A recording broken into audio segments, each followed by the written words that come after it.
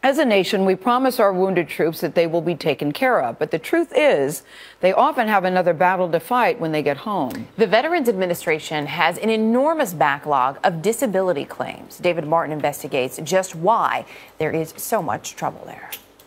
It's Iraq 2003, and a tragedy is about to happen. When that Marine pulled the trigger on that rocket-propelled grenade launcher, it blew up. After the smoke cleared, 2 Marines lay dead, and Aaron Hellstrom was riddled with shrapnel. I've got a fused spine that causes me pain every day. He returned to active duty, served a tour in Afghanistan, and went on to become a master sergeant. Several months before he finally retired, Hellstrom submitted this disability claim to the Department of Veterans Affairs, the VA. It lists a total of 65 conditions ranging from his shrapnel wounds to PTSD, which would qualify him for $2,800 a month in disability pay. They say at the time of your retirement, when you get out, you will start receiving your compensation claim. That's not the case, though. Hellstrom retired on December 1st, 2011. 7 months later, all he had gotten from the VA was a monthly form letter.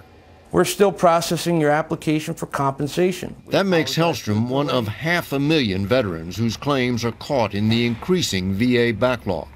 It's actually 565,000, way too many. Allison Hickey, the VA's Director of Benefits, says the system has been swamped by 250,000 new claims from a change in regulations that allowed more Vietnam veterans to file disability claims from exposure to the pesticide Agent Orange.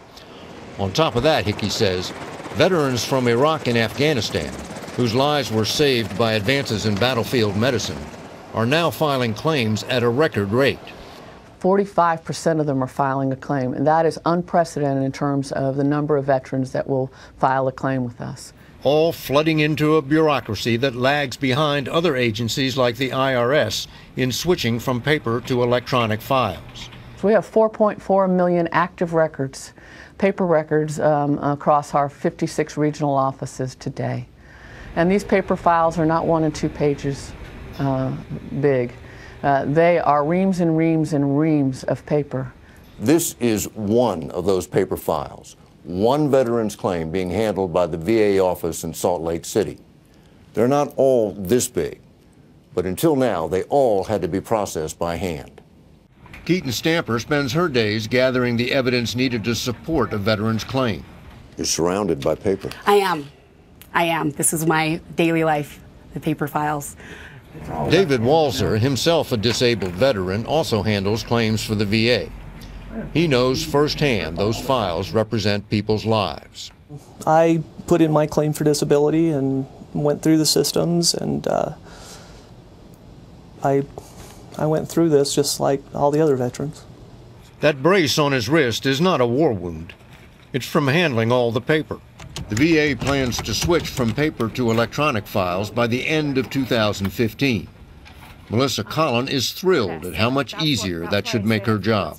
We have our 2 screens. I can move it over, and I can be looking at the application on this screen, and I can be working on this screen. It won't come in time to help Aaron Hellstrom, but talking to CBS News did. The day after we contacted the VA about his case, he got a call from them. Today, I have an appointment at 12:30, at 1:15, at 2 o'clock, at 2:45, and then at 3:30. Back-to-back appointments. He set off for those appointments, still lugging all his paperwork. If the VA keeps to the new schedule, Hellstrom's claim should be settled by Labor Day, and the VA will have one less backlogged case. David Martin, CBS News, Manassas, Virginia. It's just not right. You hope that after they see David's piece, people start making calls. And the fact that he has to keep track of all his paperwork. I know. I can't even imagine.